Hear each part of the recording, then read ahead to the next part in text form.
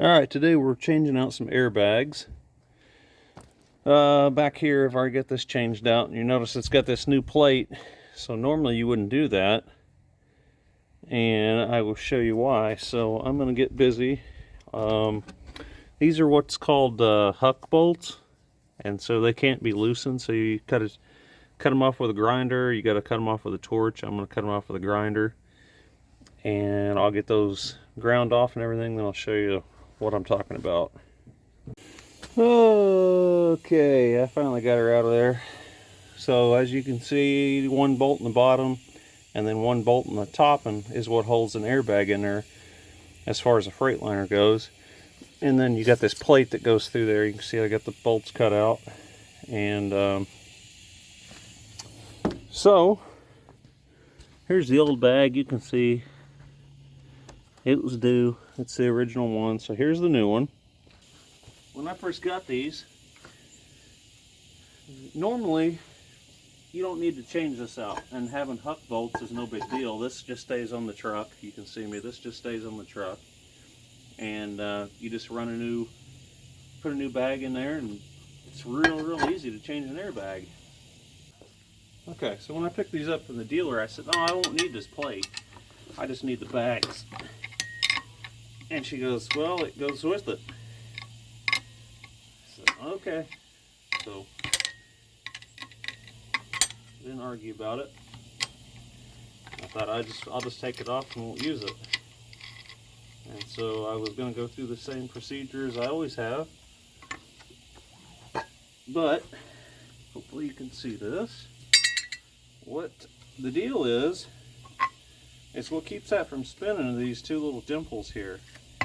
Go down into the airbag, and then it doesn't let it rotate, because you can't let your airbag rotate, otherwise your air lines will get pulled off.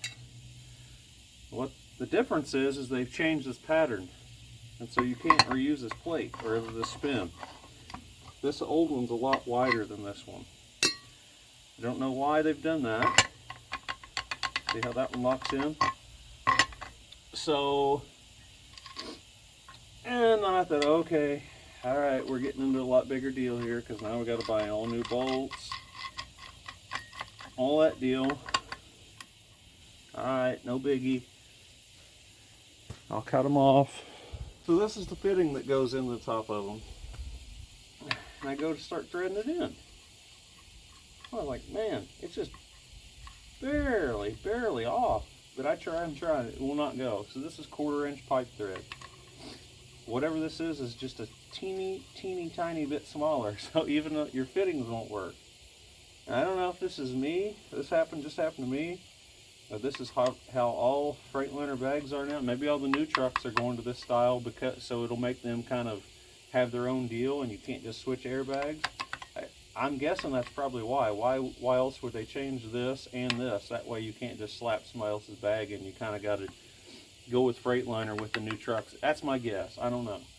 So what we have to do now, I could either change all my fittings out, or I thought I'm just drilling and tapping them out.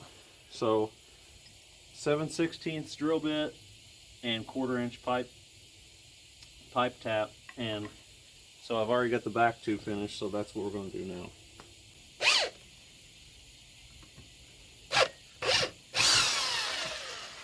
That's it. It's just barely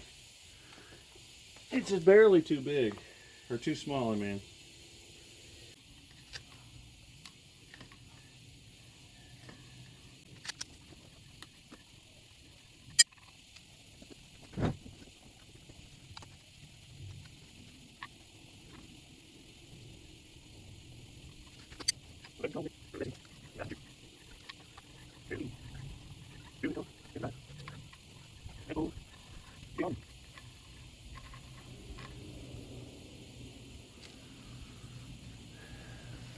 Grease does a good job catching all your threads too.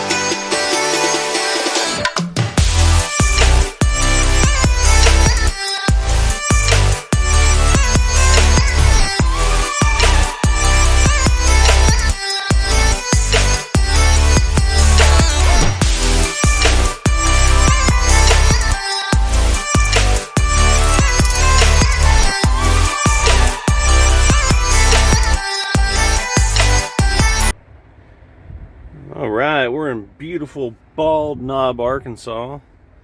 I guess this is what, a Phillips 66, I think. It's about 70 degrees. Got the door open. I got stopped here last night about 3:30 Eastern time.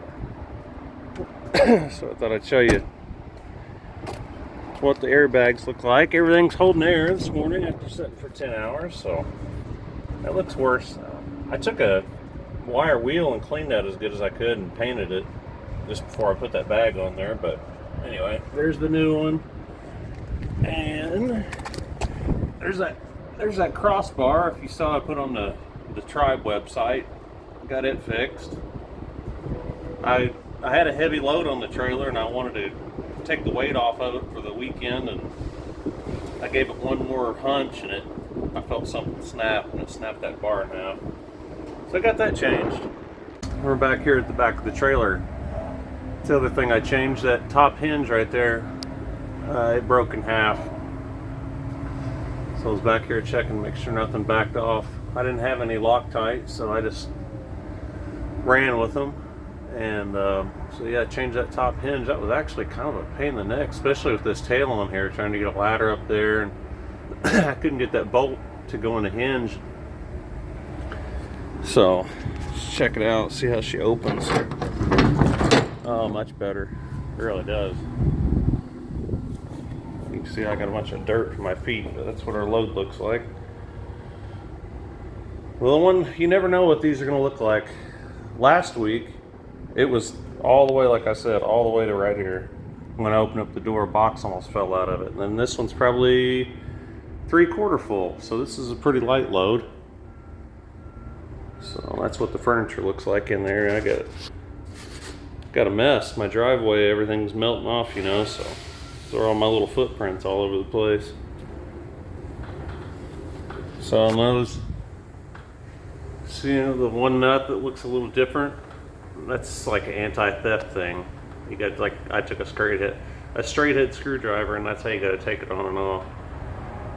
All right, I think that's going to do it for this one. I got to get started with my day. It's 1:30 Eastern time right now in the afternoon. I'm just getting my day started because I work so late, but that's what I've been trying to leave on Sunday, and get some good sleep, man. When you're up all day and drive half through the night, you're ready to go to sleep. So that's going to do it for this video, and we will see you in the next one. Thanks for watching.